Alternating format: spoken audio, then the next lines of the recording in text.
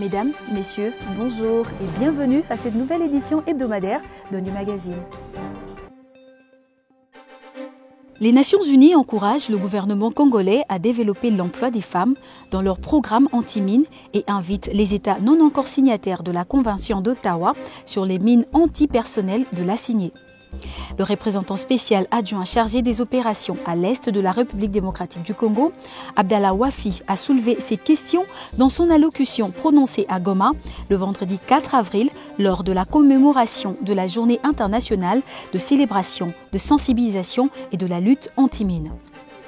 Plusieurs manifestations ont été organisées pour marquer cette journée et permettre ainsi aux invités et participants de s'impliquer dans le thème retenu pour cette année, à savoir la promotion du rôle de la femme dans la lutte anti-mines. Mais pour bien sensibiliser ces invités, le service de lutte anti-mines de la MONUSCO a prévu une exposition des engins explosifs et des mines antipersonnelles et une scénette présentée par des comédiens dont l'essentiel reposait sur l'ignorance du danger que représente cette réalité dans la société congolaise. Toujours dans son intervention, Abdallah Wafi a souligné que la journée du 4 avril 2014 est une occasion de louer les efforts courageux et constants que mènent les femmes dans la lutte anti-mines. Il a aussi ajouté que les Nations Unies reconnaissent leurs difficultés et les efforts particuliers des femmes face à ce fléau dont elles sont souvent victimes. Et dans son allocution prononcée en cette journée internationale du 4 avril, le secrétaire général des Nations Unies, M. Ban Ki-moon, a bien mis en évidence le rôle essentiel que jouent les femmes dans cette lutte. Tous les acteurs de ce combat défensif, dont certains sont présents parmi nous aujourd'hui, en sont convaincus. Le personnel féminin occupe une place très importante dans les programmes de déminage, d'éducation au risque, d'assistance aux victimes et de plaidoyer. Leur valeur ajoutée et leur expertise ne sont plus à démontrer et sont particulièrement reconnues en République démocratique du Congo.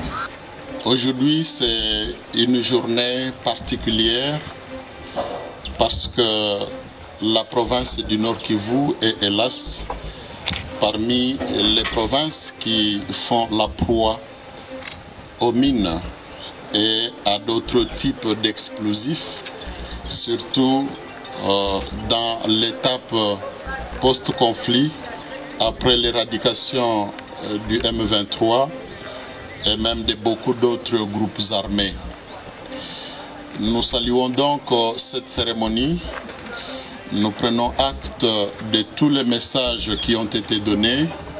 Nous encourageons tous les canaux de sensibilisation qui utilisent des outils culturels, des scénettes comme la scénette à laquelle nous venons de participer.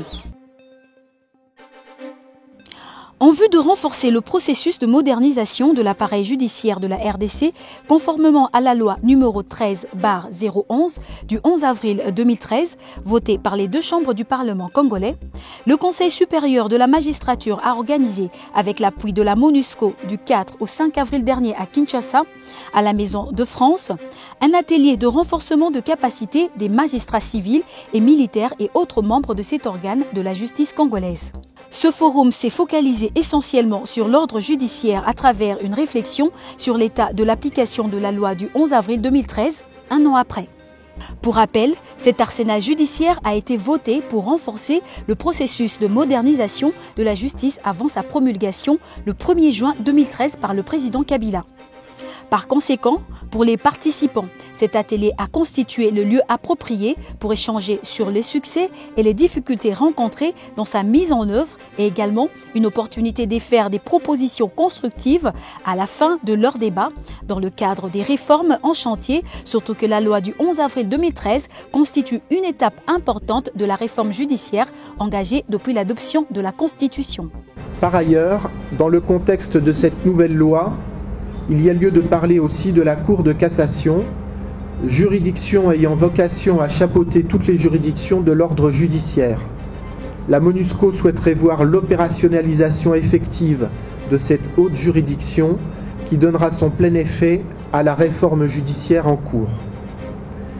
Enfin, il sera aussi intéressant de discuter au cours de cet atelier de la question des crimes de génocide des crimes de guerre et des crimes contre l'humanité, dont la compétence est désormais dévolue à la Cour d'appel, concurremment aux juridictions militaires, sans oublier les discussions en cours pour la mise en place de chambres spécialisées.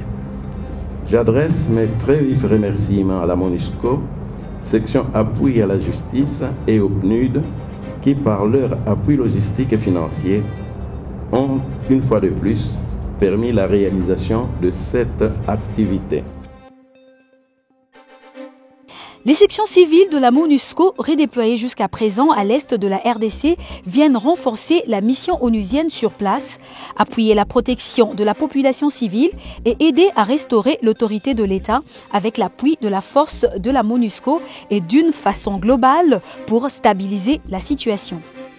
Le représentant spécial adjoint du secrétaire général de l'ONU chargé des opérations à l'Est, Abdallah Wafi, y est revenu là-dessus pour fixer l'opinion au cours de la conférence de presse hebdomadaire des Nations Unies. Dans le cadre de la reconfiguration, dans le cadre de la restructuration de la mission, comme vous le savez, les sections civiles qui sont arrivées ici à Goma pour renforcer la mission à l'Est ont pour principal objectif d'appuyer la protection des populations civiles avec la force de la MONUSCO, mais aussi aider à restaurer l'autorité de l'État et d'une façon globale à stabiliser la situation.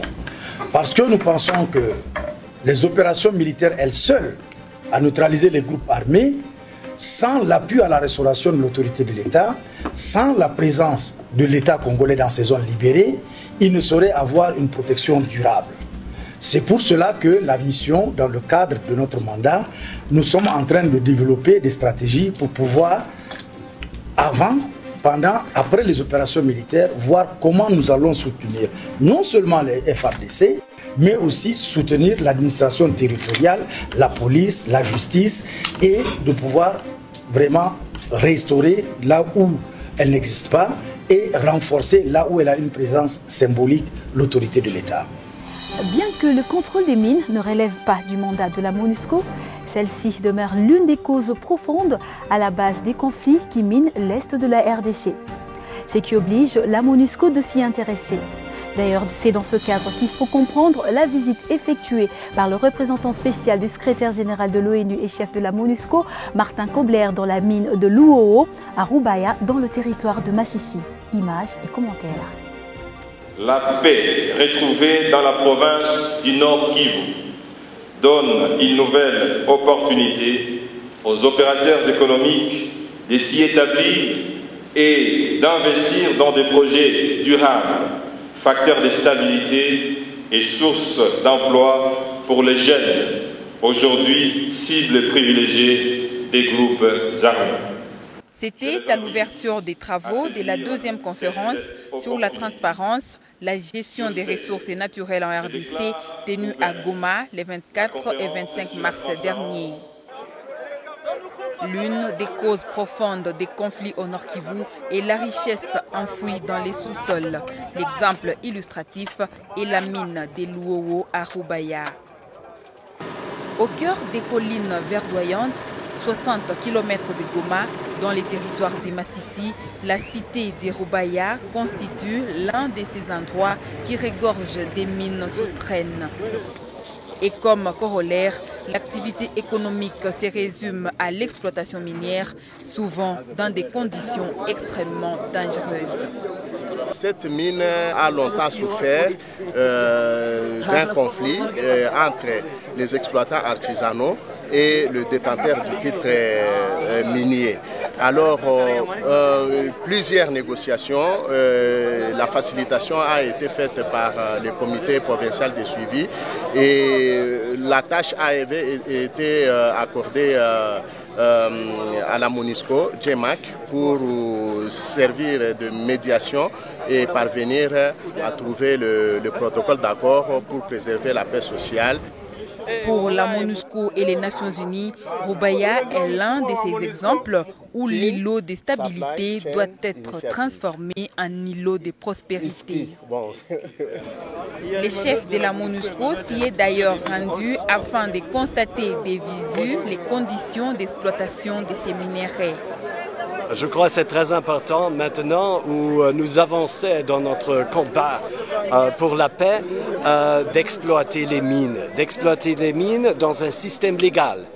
J'ai vu aussi pour la première fois une grande mine artisanale ici et c'était très impressionnant. Et je me suis informé sur le système de l'organisation parce que je crois que c'est très important qu'on a des projets pilotes, qu'on a des modèles maintenant d'exploiter pour améliorer la bonne vie de la population. On a près d'ici 6000 creuseurs. Alors ça, je crois que c'est très intéressant pour les gens. Je me suis informé sur le système de centres de négoce, de la légalisation, de la professionnalisation de la production. J'ai parlé avec le président de la coopérative et aussi le propriétaire. C'est un système qui vraiment donne du travail pour beaucoup de gens. Et je suis aussi impressionné que je n'ai pas vu les enfants. La mine a été qualifiée et validée vert. C'est ainsi que nous, comme partenaires du gouvernement, qui aidons le gouvernement dans le processus de traçabilité et aussi l'implémentation des devoirs de diligence dans les sites et le long de la chaîne d'approvisionnement jusqu'à l'exportation, nous sommes venus pour installer ce processus il y a de cela 3 semaines. Les exploitants du site minier des Luowo ont mis en place un mécanisme local de résolution des conflits. Il s'agit du comité de surveillance des actes miniers et des actes de corruption, CESAC en sigle. Ce comité s'est employé à sensibiliser les creuseurs, les négociants, les autorités aux différentes normes qui peuvent permettre d'améliorer la vie des habitants de Roubaïa. Ici aussi, on veut en faire un îlot de conformité au Nord Kivu et c'est peut-être la porte d'entrée pour d'autres mines qui sont au Nord Kivu, qui seront identifiées, que les conditions sont favorables pour une bonne exploitation libre des conflits. La MONUSCO, ce n'est pas le mandat de la MONUSCO de s'occuper des mines, mais je crois que c'est très important. C'est très important parce que les mines, ce sont les causes profondes du conflit. C'est pourquoi la légalisation et le contrôle des mines, de payer les taxes, de payer les dépôts, les douanes, je crois que c'est très important. Parce qu'il faut aussi avoir des investissements privés ici dans le pays. Si on a la paix, si on a la sécurité, si on a la stabilité, on a aussi la possibilité d'avoir l'investissement privé ici dans l'Est de la RDC. Et c'est par ici que nous mettons un terme à cette édition d'ONU Magazine. Quant à moi, je vous fixe rendez-vous la prochaine fois. Au revoir.